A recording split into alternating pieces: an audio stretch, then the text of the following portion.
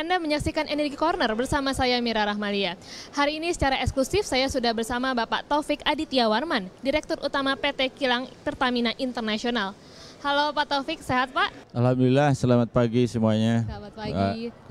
Pak, boleh mungkin sebagai opening statement, bagaimana sebenarnya komitmen dari Kilang Internasional Pertamina untuk transisi energi di tanah air?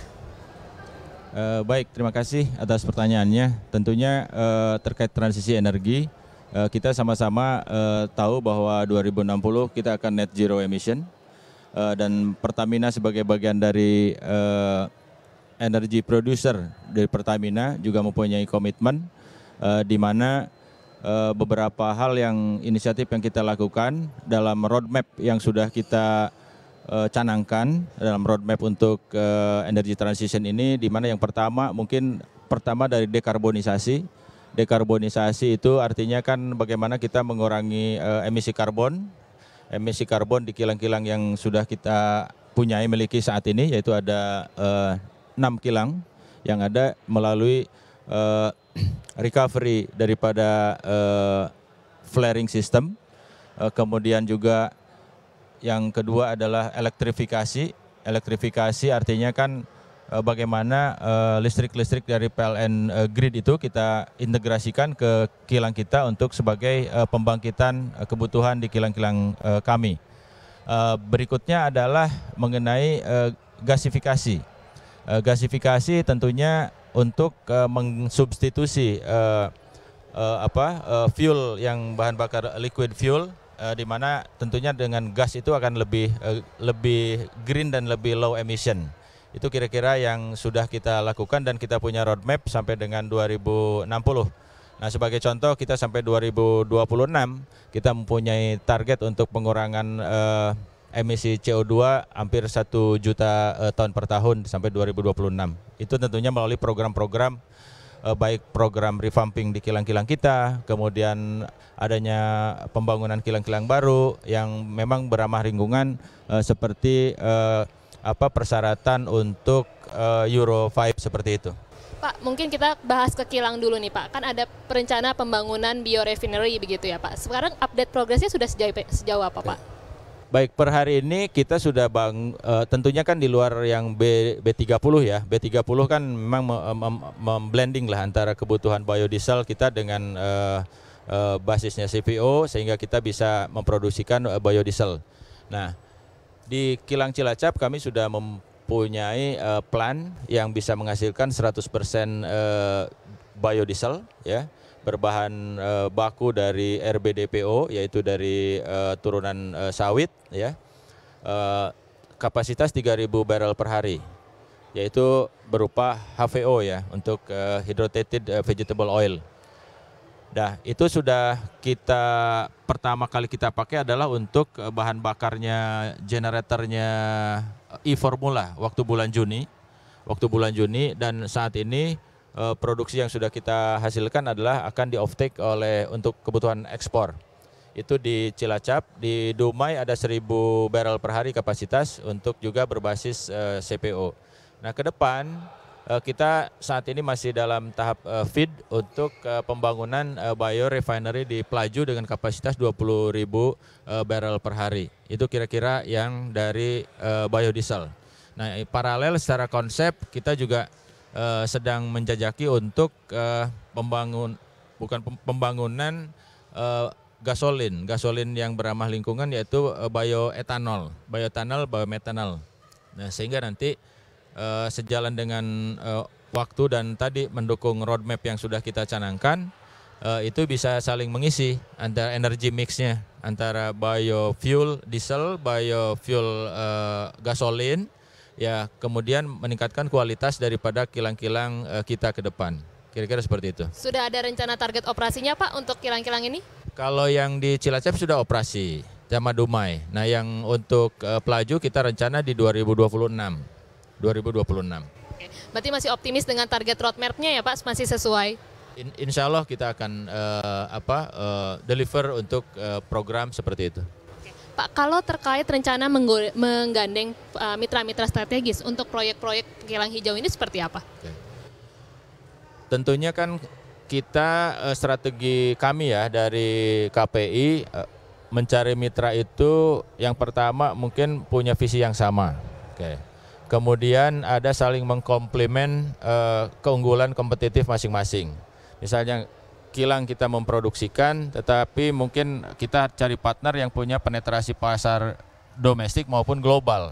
Sehingga apabila nanti kita ke depan biofuel itu menggantikan perannya fossil fuel, itu kita mungkin sudah masuk di situ dan hanya ekspansi pasar ya. Dan tentunya yang terakhir, kalau memang bermitra itu ya sama-sama risk sharing terkait dengan kapital sama profitabilitas ke depan.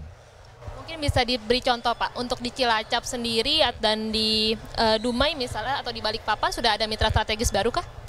Saat ini kita sudah menjajaki untuk yang Cilacap pengembangan fase 2 meningkatkan kapasitas menjadi 6.000 barrel per hari ya di 2026 dengan beberapa mitra yang sudah menyampaikan niatnya untuk sama-sama bekerja sama dalam membangun kilang tersebut sehingga dia juga punya akses pasar global. Nah, itulah yang akan kita mitra. Ada beberapa kandidat. Nah, namun mungkin bisa saya tambahkan untuk mitra ini, kita masih memiliki sekarang under construction RDMP Balikpapan untuk refinery Balikpapan. Kita akan naikkan kapasitas 100.000 barrel per hari pada 2024 dari saat ini 260.000 barrel per hari pengolahan minyak menjadi 360.000 barrel per hari di tahun 2024. Ini kita bermitra dari sisi financial project kita sekarang mudah-mudahan closing di November ataupun tahun ini dengan financial source di export credit agency dari Korea, kemudian US dan Italia.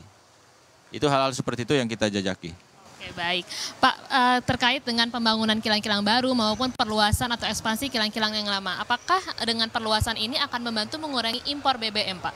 Oke, terima kasih. Jadi 2028 dalam rencana master plan dan grassroots refinery, kita akan punya kilang yang most likely akan memproduksikan sesuai dengan demand-nya nasional, which is 1,4 juta barrel per hari.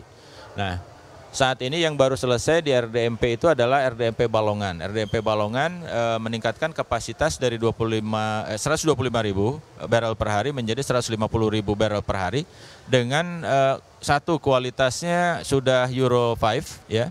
Jadi sudah memproduksikan dari diesel itu sudah ultra low sulfur yaitu 10 ppm. Kemudian bisa mengolah minyak yang lebih variatif ya. Nah, demikian juga nanti Balikpapan di 2024 kita akan dapatkan kualitas Euro 5. Kemudian juga kapasitasnya naik 100.000 barrel per hari. Nah, untuk pemenuhan menjadi 1,4 itu adalah ada grassroots refinery Tuban. Nanti ada integrated refinery dan petrochemical di Tuban yang akan memproduksikan 300.000 barrel per hari crude oil. Kira-kira seperti itu. Sehingga insya Allah selesai semua proyek-proyek pengembangan di kilang, kita bisa mandiri dalam BBM ke depan. Pak, terkait dengan impor BBM sendiri, terkait impor BBM hijau kan kita lihat kalau angka impor Pertamax memang agak lebih tinggi nih Pak dari tahun ini dibanding tahun-tahun sebelumnya. Apakah ini salah satu gambaran bahwa produksi BBM hijau kita belum mencukupi kebutuhan dalam negeri, Pak? Kalau BBM hijau kan selain daripada yang saat ini adalah biodiesel B30, itu kan kita baru memproduksikan awal tahun inilah yang di Cilacap itu, yang untuk HVO itu biodiesel 100%. Nah, biasanya kan yang biodiesel 100% kalau kita produksi kan bisa untuk memblending kebutuhan diesel yang fosil ya, sehingga ada unsur bio. Dan juga dari Cilacap pun kita sudah uji coba untuk Sustainability Aviation Fuel (SAF), tapi baru kita uji coba 2,4%.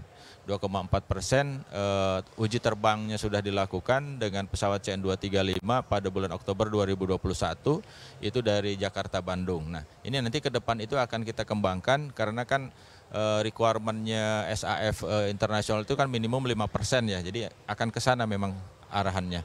Nah mungkin pertanyaannya bahwa kenapa impor BBM saat ini masih tinggi, ya memang kapasitas kilang kita saat ini baru 1 juta barrel per hari kemampuan masaknya, sedangkan demand-nya kan yang sebagaimana dipublikasikan di media banyak itu 1,4 juta barrel per hari, ya otomatis 400.000 barrel per hari itu yang harus kita tutup ya pasti dari impor. Gitu. Pak, sebagai closing statement nih Pak, kan kemarin memang ada insiden-insiden kurang baik begitu ya Pak. Apakah sudah ada evaluasi atau usaha-usaha preventif terkait mencegah insiden-insiden serupa terjadi? Baik, menyikapi kejadian-kejadian kecelakaan di kilang ya, pelan ya, ada Cilacap, ada Balongan, ada Balikpapan. Ya tentunya kami belajar dari situ. Kita identifikasi melalui root cause analysis, kita identifikasi menjadi action item. Ada beberapa hal yang program yang kita sudah lakukan dan sudah kita progres. Yang pertama itu terkait dengan asset integrity management. Asset integrity management kita lakukan artinya kan memastikan plan kita atau pabrik kita itu handal, kemudian tidak terjadi unplanned shutdown. Itu kita lakukan melalui baik itu melalui proses safety ya.